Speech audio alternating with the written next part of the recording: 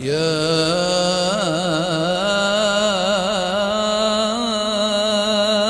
رمضان.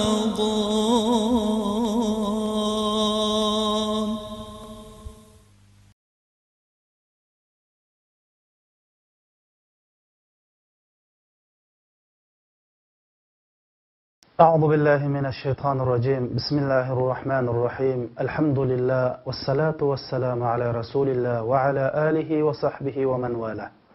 Hürmetli qarindoshlar, biz bir necha kundan keyin ulug' Ramazoni Karimni kutib olish oldida turyapmiz.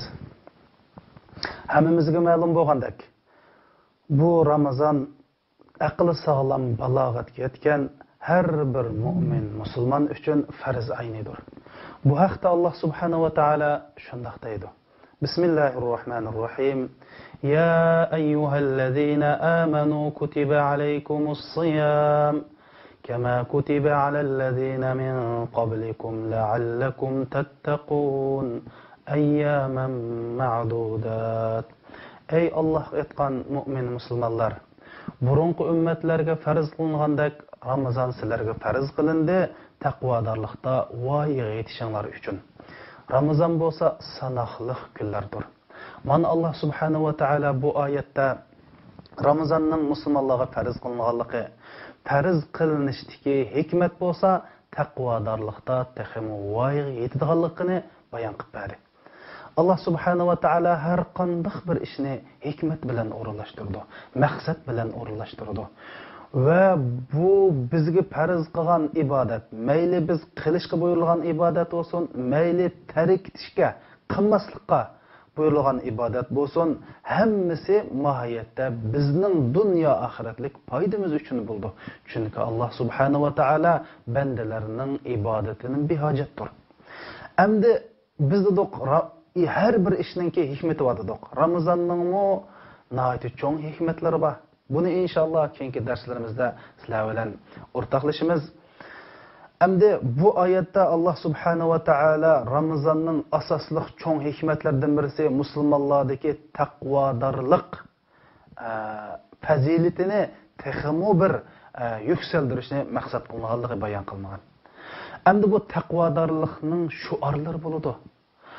Ulug' Ramazoni Karim bo'lsa, mana bu taqvodorlikning eng katta shuaridir. Shuning uchun musulmon qarindoshlardan hozirdan boshlab mana bu ulug' Ramazonni kutib olishga, ideya jihatdan tayyorlik qilishga,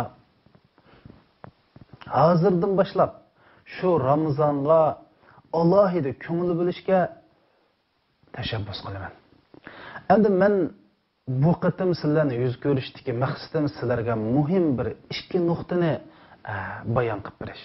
Birinchi nuqta. Islom dunyosidagi dangliq mashhur olim Imom Zahabiy rahmatullohi alayhi mundaq degan.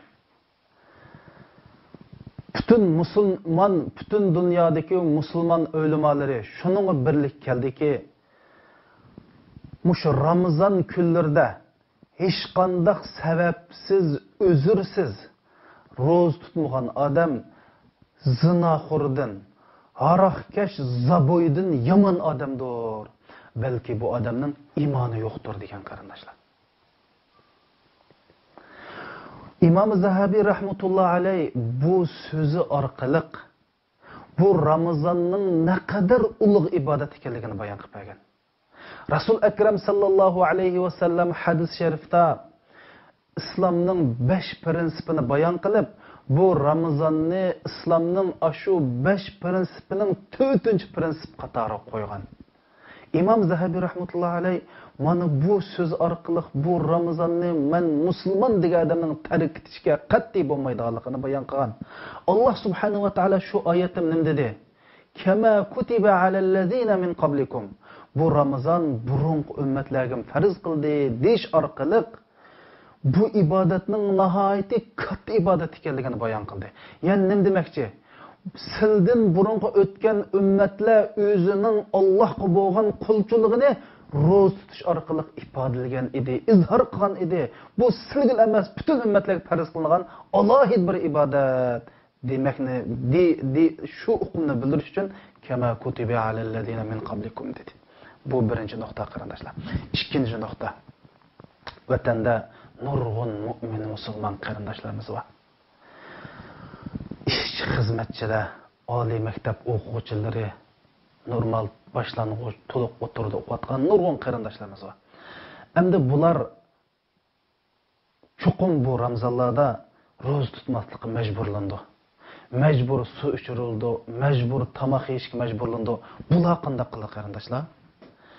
Bularga nisbatan agar ular tomoq Ramazon kunlarida zolimlar tarafidan tomoq yeyishga, bir narsa ichishga va shu Ramazonni buzadigan narsani ishlarni qilishga majburlansa, ash majburlangan miqdorda qisa ro'z sinib ketmaydi qarindoshlar.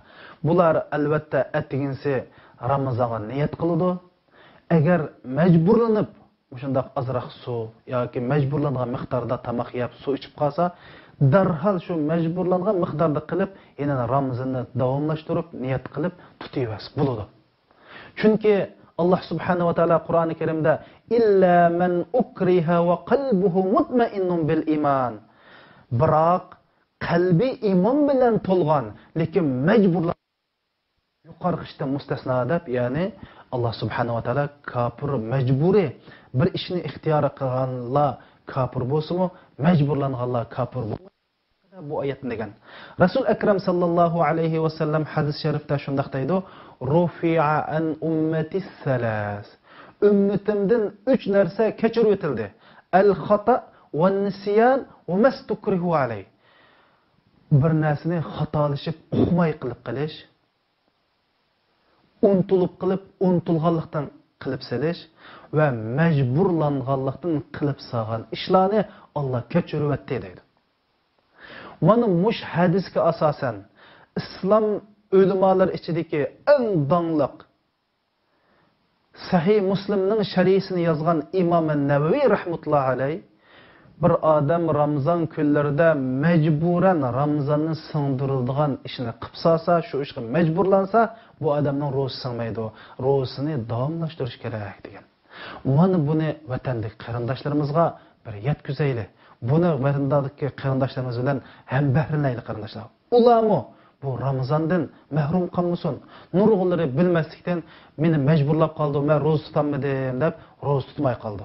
Amaliyotda biz majburlanib qolsak, Alloh buni biladi qarindoshlar, Ramazonlarimiz qabul bo'ladi. Shuning uchun mana bu ikkinchi nuqta. Endi sil bilan biz-chu qarindoshlar. Bu Ramazonni biz boshqacha bir Ramazon sifatida kutib olaylik.